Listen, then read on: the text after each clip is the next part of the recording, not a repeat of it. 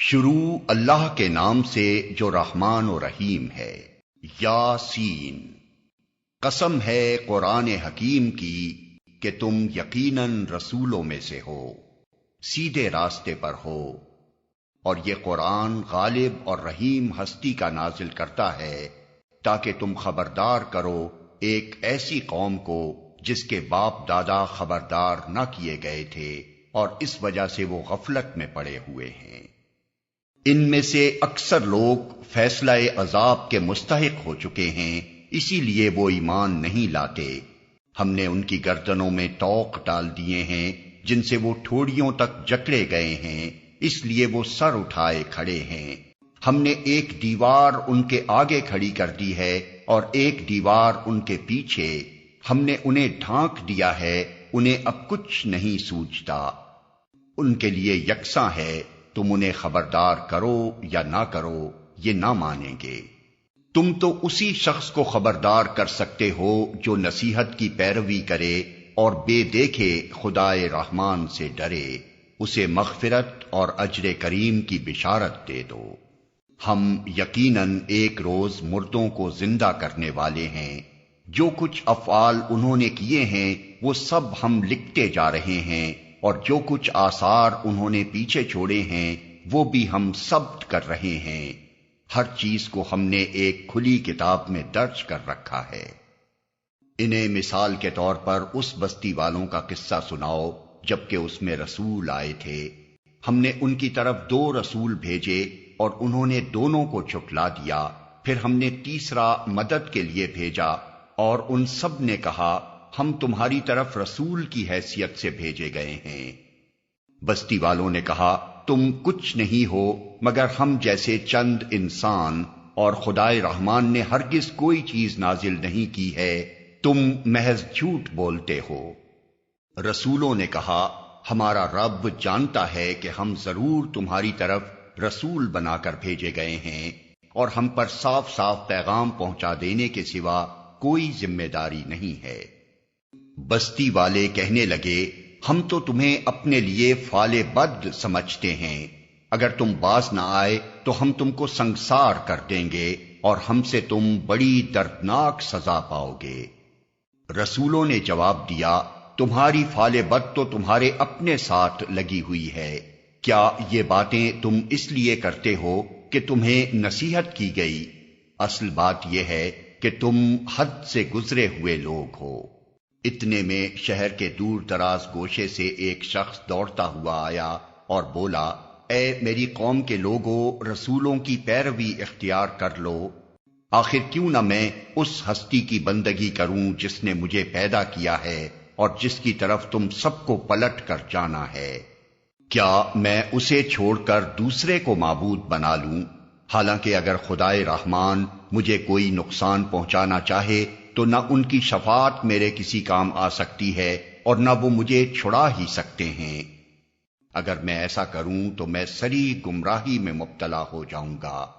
میں تو تمہارے رب پر ایمان لے آیا، تم بھی میری بات مان لو۔ آخر کار ان لوگوں نے اسے قتل کر دیا اور اس شخص سے کہہ دیا گیا کہ داخل ہو جا جنت میں۔ اس نے کہا کاش میری قوم کو معلوم ہوتا کہ میرے رب نے کس چیز کی بدولت میری مغفرت فرما دی اور مجھے باعزت لوگوں میں داخل فرمایا۔ اس کے بعد اس کی قوم پر ہم نے آسمان سے کوئی لشکر نہیں اتارا، ہمیں لشکر بھیجنے کی کوئی حاجت نہ تھی، بس ایک دھماکہ ہوا اور یکا یک وہ سب بجھ کر رہ گئے۔ افسوس بندوں کے حال پر، جو رسول بھی ان کے پاس آیا اس کا وہ مذاق ہی اڑاتے رہے۔ کیا انہوں نے دیکھا نہیں کہ ان سے پہلے کتنی ہی قوموں کو ہم ہلاک کر چکے ہیں اور اس کے بعد وہ پھر کبھی ان کی طرف پلٹ کر نہ آئے؟ ان سب کو ایک روز ہمارے سامنے حاضر کیا جانا ہے۔ ان لوگوں کے لیے بے جان زمین ایک نشانی ہے، ہم نے اس کو زندگی بخشی اور اس سے غلہ نکالا جسے یہ کھاتے ہیں۔ ہم نے اس میں کھجوروں اور انگوروں کے باغ پیدا کیے اور اس کے اندر سے چشمے پھوڑ نکالے تاکہ یہ اس کے پھل کھائیں۔ یہ سب کچھ ان کے اپنے ہاتھوں کا پیدا کیا ہوا نہیں ہے، پھر کیا یہ شکر ادا نہیں کرتے؟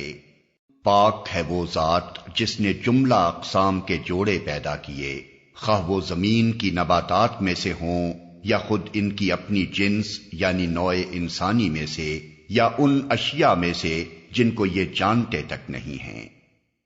ان کے لیے ایک اور نشانی رات ہے، ہم اس کے اوپر سے دن ہٹا دیتے ہیں تو ان پر اندھیرا چھا جاتا ہے، اور سورج وہ اپنے ٹھکانے کی طرف چلا جا رہا ہے۔ یہ زبردست علیم ہستی کا باندھا ہوا حساب ہے۔ اور چاند اس کے لیے ہم نے منزلیں مقرر کر دی ہیں، یہاں تک کہ ان سے گزرتا ہوا وہ پھر کھجور کی سوکھی شاخ کی مانند رہ جاتا ہے۔ نہ سورج کے بس میں یہ ہے کہ وہ چاند کو جا پکڑے، اور نہ رات دن پر سبقت لے جا سکتی ہے، سب ایک ایک فلک میں تیر رہے ہیں۔ ان کے لیے یہ بھی ایک نشانی ہے کہ ہم نے ان کی نسل کو بھری ہوئی کشتی میں سوار کر دیا، اور پھر ان کے لیے ویسی ہی کشتیاں اور پیدا کی جن پر یہ سوار ہوتے ہیں۔ ہم چاہیں تو ان کو غرق کر دیں، کوئی ان کی فریاد سننے والا نہ ہو، اور کسی طرح یہ نہ بچائے جا سکیں۔ بس ہماری رحمت ہی ہے جو انہیں پار لگاتی اور ایک وقت خاص تک زندگی سے متمتع ہونے کا موقع دیتی ہے۔ ان لوگوں سے جب کہا جاتا ہے کہ بچو اس انجام سے جو تمہارے آگے آ رہا ہے اور تمہارے پیچھے گزر چکا ہے، شاید کہ تم پر رحم کیا جائے، تو یہ سنی انسنی کر جاتے ہیں۔ ان کے سامنے ان کے رب کی آیات میں سے جو آیت بھی آتی ہے یہ اس کی طرف التفات نہیں کرتے، اور جب ان سے کہا جاتا ہے کہ اللہ نے جو رزق تمہیں عطا کیا ہے اس میں سے کچھ اللہ کی راہ میں بھی خرچ کرو، تو یہ لوگ جنہوں نے کفر کیا ہے ایمان لانے والوں کو جواب دیتے ہیں، کیا ہم ان کو کھلائیں جنہیں اگر اللہ چاہتا تو خود کھلا دیتا؟ یہ لوگ کہتے ہیں کہ یہ قیامت کی دھمکی آخر کب پوری ہوگی؟ بتاؤ اگر تم سچے ہو۔ دراصل یہ جس چیز کی راہ تک رہے ہیں وہ بس ایک دھماکہ ہے جو یکا یک انہیں عین اس حالت میں دھر لے گا جب یہ اپنے دنیاوی معاملات میں جھگڑ رہے ہوں گے، اور اس وقت یہ وصیت تک نہ کر سکیں گے، نہ اپنے گھروں کو پلٹ سکیں گے۔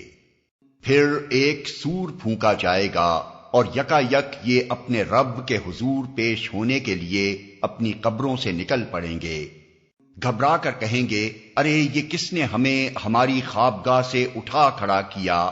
یہ وہی چیز ہے جس کا خدائے رحمان نے وعدہ کیا تھا اور رسولوں کی بات سچی تھی۔ ایک ہی زور کی آواز ہوگی اور سب کے سب ہمارے سامنے حاضر کر دیے جائیں گے۔ آج کسی پر ذرہ برابر ظلم نہ کیا جائے گا، اور تمہیں ویسا ہی بدلہ دیا جائے گا جیسے عمل تم کرتے رہے تھے۔ آج جنتی لوگ مزے کرنے میں مشغول ہیں، وہ اور ان کی بیویاں گھنے سایوں میں ہیں، مسندوں پر تکیے لگائے ہوئے۔ ہر قسم کی لذیذ چیزیں کھانے پینے کو ان کے لیے وہاں موجود ہیں، جو کچھ وہ طلب کریں ان کے لیے حاضر ہے۔ رب رحیم کی طرف سے ان کو سلام کہا گیا ہے۔ اور اے مجرموں، آج تم چھٹ کر الگ ہو جاؤ۔ آدم کے بچوں، کیا میں نے تم کو ہدایت نہ کی تھی کہ شیطان کی بندگی نہ کرو، وہ تمہارا کھلا دشمن ہے، اور میری ہی بندگی کرو، یہ سیدھا راستہ ہے۔ مگر اس کے باوجود اس نے تم میں سے ایک گروہ کثیر کو گمراہ کر دیا، کیا تم عقل نہیں رکھتے تھے؟ یہ وہی جہنم ہے جس سے تم کو ڈرایا جاتا رہا تھا۔ جو کفر تم دنیا میں کرتے رہے ہو اس کی پاداش میں اب اس کا ایندھن بنو۔ آج ہم ان کے منہ بند کیے دیتے ہیں، ان کے ہاتھ ہم سے بولیں گے اور ان کے پاؤں گواہی دیں گے کہ یہ دنیا میں کیا کمائی کرتے رہے ہیں۔ ہم چاہیں تو ان کی آنکھیں موند دیں، پھر یہ راستے کی طرف لپک کر دیکھیں کہاں سے انہیں راستہ سجائی دے گا۔ ہم چاہیں تو انہیں ان کی جگہ ہی پر اس طرح مست کر کے رکھ دیں کہ یہ نہ آگے چل سکیں نہ پیچھے پلٹ سکیں۔